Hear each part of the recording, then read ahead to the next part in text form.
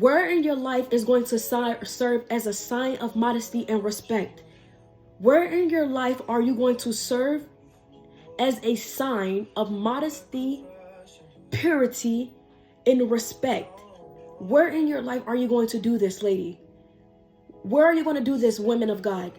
You ladies, how are you going to show God that, hey God, I'm ready for what it is that you're trying to bring to me? How can you show God this same level of modesty and respect that Rebecca has shown to Isaac? Because let me tell you this, if you can't show modesty and respect and a purity and submission to God, you won't be able to show that to your husband. You won't be able to show that to the person that God has for you. Same thing for men of God as well. Where area in your life are you going to serve as modesty and respect so that it could be a sign for your wife? The veil was a way of showing purity and submission. Purity and submission is necessary. It's not negotiable. It is necessary. If you don't have purity and submission, there is no marriage. There is no God is going to bring you someone.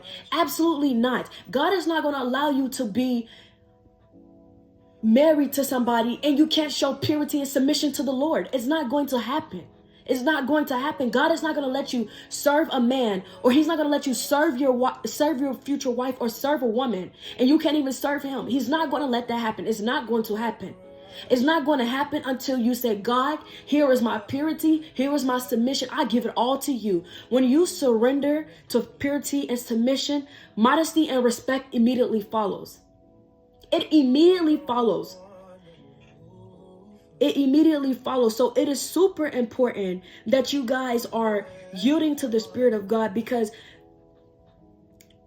Rebecca not only was a sign for the servant to take that woman back to Isaac for a wife, it was because of her character.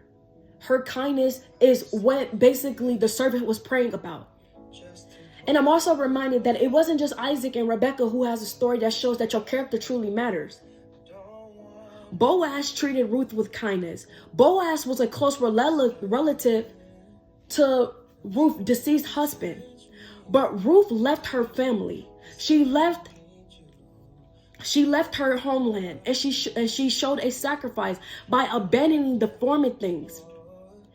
We bring up Ruth because these two stories are to serve as evidence for the children of God that your character matters. If Rebecca would have not shown kindness, Rebecca would not have been Isaac's wife.